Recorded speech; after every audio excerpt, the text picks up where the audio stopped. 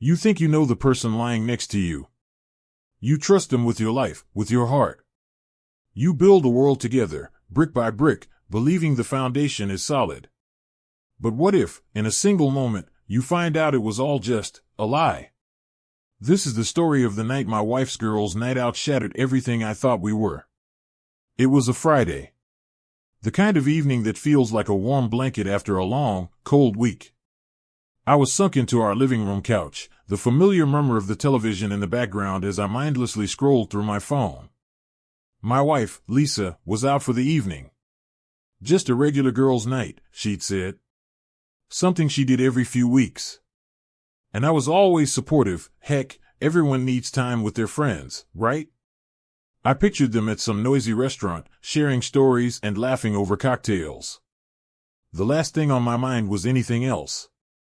I was just looking forward to her coming home, to us spending a quiet night together, the way we had for 5 years. The clock ticked past 11. I remember grabbing a bag of chips, settling back in, and opening up my social media. It was just autopilot. Scrolling, and then I stopped. My thumb froze on the screen. It was a picture of Lisa, posted by one of her friends, Sarah. Lisa was laughing, head thrown back, holding a colorful drink. Surrounded by her girlfriends. A normal picture, at first glance.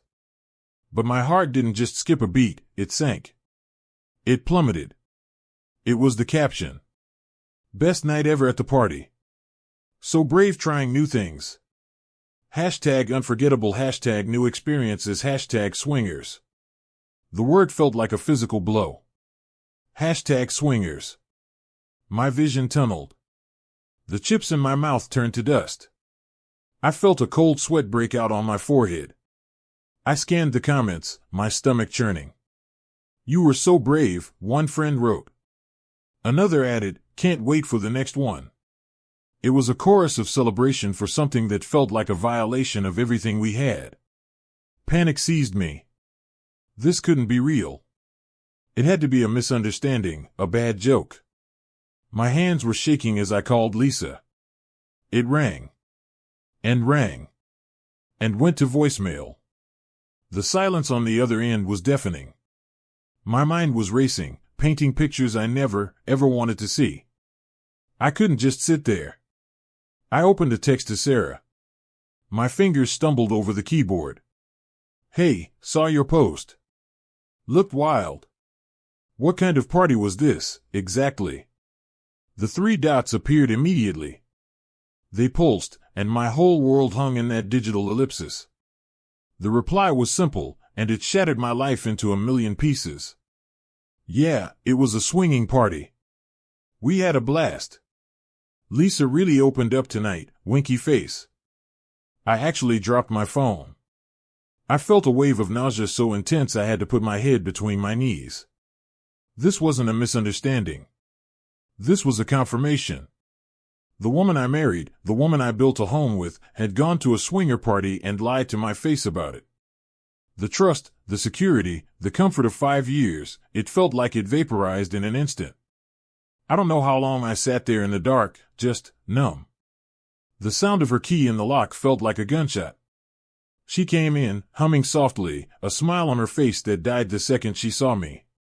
Hey, you're still up, she said, her voice too bright. I held up my phone, the screen glowing with that damning post.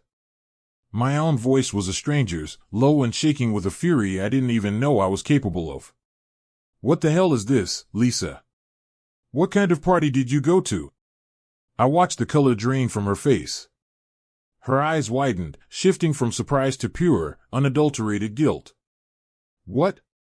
No, it was just a fun night with the girls, I swear, she stammered, trying to laugh it off. Fun? I shot back, standing up. You call going to a swinging party fun? Did you think I wouldn't find out? Did you think I'd just be okay with this? She looked like a trapped animal. I was going to tell you, she whispered, her eyes filling with tears. I just didn't know how. I thought it could be something exciting for us. I didn't think you'd be so upset. Exciting for us? The words felt like acid on my tongue. You didn't even ask me, Lisa. How could you think I'd be okay with this? This isn't about excitement, this is about trust. And you shattered it. The night that followed was a haze of tears and raised voices. She was remorseful, she was crying, saying she never meant to hurt me, that it was a one-time thing, a mistake. But every word felt like a hollow excuse. The image of her at that party, opening up, was burned into the back of my eyelids. I couldn't even look at her. I slept on the couch that night, and the chasm between us felt wider than the ocean. The days that followed were a special kind of hell. The tension in our home was so thick you could choke on it. I felt humiliated, knowing that our mutual friends had seen those posts, that they knew. I deleted my social media apps. I couldn't bear it. I started digging, desperate for more answers, and each new detail was another twist of the knife. I found out it was a highly organized event, with specific rules and dynamics. She hadn't just stumbled into the wrong party, she had willingly, knowingly, crossed the line. A few days later, I confronted her again. The anger had settled into a cold, heavy weight in my chest. What do you want from me, Lisa? I asked, my voice empty. How do we move forward from this? I want us to work, she pleaded, her eyes raw. I didn't realize how much it would hurt you. I thought it could be something we'd explore together. You didn't give me a choice. I felt a surge of that familiar frustration. You made this decision without me, and now I don't even know who you are anymore. We were stuck, rehashing the same painful argument over and over. I was drowning in betrayal, and she was sinking in regret. It felt hopeless. I knew I couldn't do it alone. I started seeing a therapist. I needed a guide through the emotional wreckage. And Lisa, to her credit, started going to therapy, too. It was there, in those separate, safe rooms, that we began to understand the rot that had been growing beneath the surface of our comfortable life. My therapist helped me see that my complacency might have felt like security to me, but like a cage to her. And her therapist helped her see that her feeling of stagnation was something she needed to communicate, not act on in the most destructive way possible. Weeks later, she sat me down. There was a new clarity in her eyes. I've been doing a lot of thinking, she said, her voice steady but soft. I've neglected us. I was selfish and a coward for not talking to you. I am so sorry. I am committed to making this right. I want to rebuild what we had.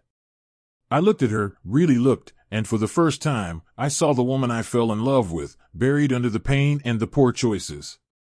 How can we ever go back to the way things were? I asked, the exhaustion evident in my voice. Maybe not back, she said, taking my hand. But we can create something new. I'm willing to do whatever it takes. That was the turning point. It wasn't a magic fix, but it was the first step on a long, difficult road back to each other. We started talking, really talking, without accusation. We took long walks and voiced our fears and regrets. We set new boundaries. We explored new forms of intimacy that felt safe for both of us. It was slow. It was painful. But brick by painful brick, we started building a new foundation. One evening, months later, we were sitting on that same couch where my world had fallen apart. She reached for my hand. I love you, she said, her voice full of a sincerity that finally felt real again. And I know I messed up. I'm grateful you're willing to fight for us. I squeezed her hand, feeling a warmth I thought was lost forever. I love you too, I replied. It's not easy. But I believe we can make it. The scars from that night will always be there, a permanent part of our story. But they're no longer open wounds. They're reminders of our failure, yes, but also of our resilience. Our marriage is different now. Stronger. More honest. We learned that love isn't just a feeling you have, it's a choice you make every single day, even when it's messy. Especially when it's messy. And we chose to fight for ours.